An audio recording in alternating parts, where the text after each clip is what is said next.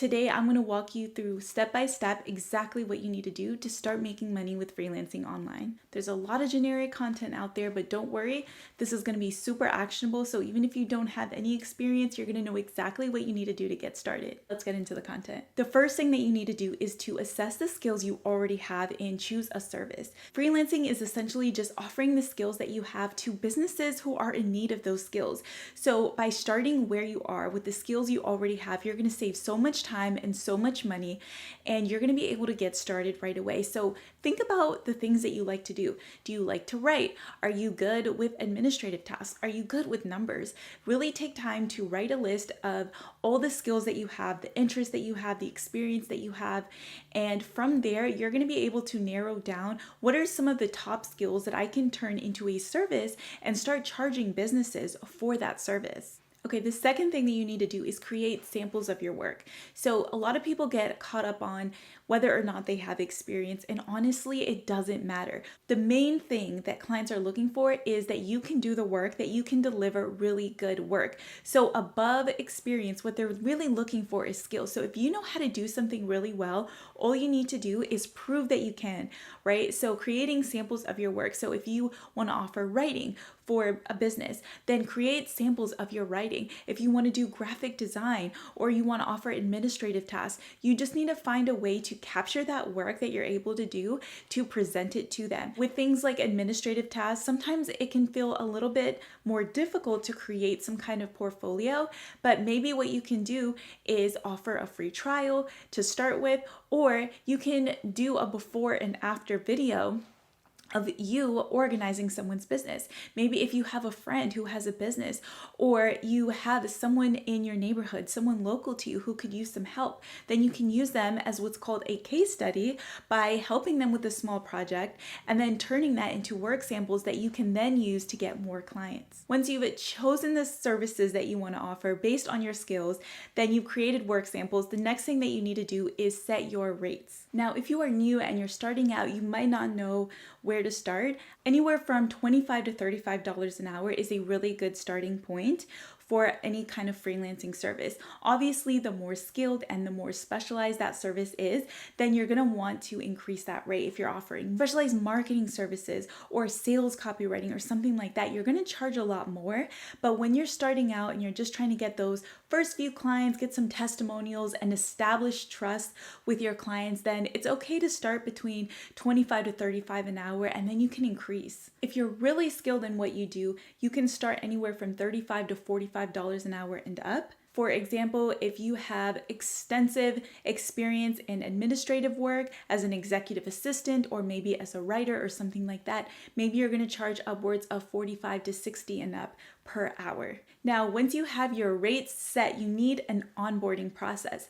And what that is simply the steps that you are going to take once a client is ready to work with you. You can even start as early as that first point of contact when they express interest. So for example, when someone reaches out to you via email or in person and they're interested in your service, what is the next step for them? So what you're going to do is you're going to write out a simple list of those steps. It can be really, really simple, and you want to document that process. So it could look something like this. First, they reach out to you and you set up what's called a discovery call. That's where you're going to ask them questions about what they need and make sure that you're both a good fit to work together.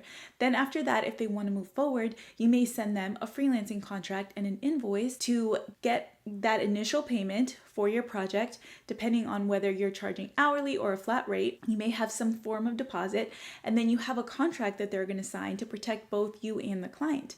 Then from there, you may set up an onboarding call where you discuss the project in more detail, and then after that, you're going to start your own process for actually creating and delivering the body of work. If you're not really sure what kind of onboarding process you might need, start with what I just said.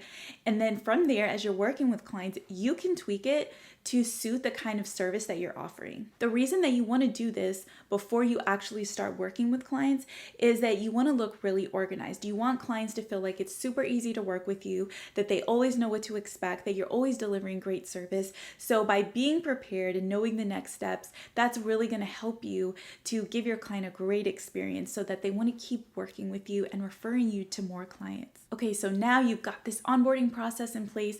You are ready to find clients. Now, when you're starting out, this might feel like a big mysterious thing, right? Like, where do I find these clients? What do I do? And you might even feel a little bit uncomfortable putting yourself out there. Just know that it's totally normal. Okay, I remember those first few pitches that I sent out and it was uncomfortable and they weren't great, but I still got clients. So just don't focus so much on the fact that how it feels, but just do the thing. Focus on your goal. Focus on where this is going to take you later. Now, the next thing that you're going to do is you're going to write a pitch email, a simple pitch email that talks about what you can do, how you help people with your service, and a little bit about how they can get started working with you if they're interested. Now, this is just going to be a rough pitch, and as you find clients, you're going to tailor that pitch to the clients that you want to pitch to. Luckily for you, I have a free pitch template that you can use to get started, and you just go to thevirtualmama.com/template and you can download that for free. I'll also leave that in the description, but that is essentially the same exact pitch that I've used to pitch to clients as well. Once you have that filled out with information about you and your services, then you're going to move on to actually finding clients. Now, the best way to start is with the people that you already know. Reach out to people in your network, people you've gone to school with, people you've worked with, people that you've met maybe at your church, at the grocery store. It really doesn't matter, but just start reaching out to the people that you know, telling them about this exciting new thing that you're doing, and see if they might be interested or someone they know might be interested in the kind of services that you're offering. When you start with the people that you already know, there's already trust established, so it makes it so much easier to get that first or second yes. Now, once you've done that, right, the next thing that you can do is start posting about it on social media. If you have a social media accounts, right? You just want to put it out there, what you're doing. It can be your personal account. You don't have to create a new one. You can if you want to, but just start sharing about what you're doing and see if anyone in your social network is interested or knows someone who's interested in what you're doing.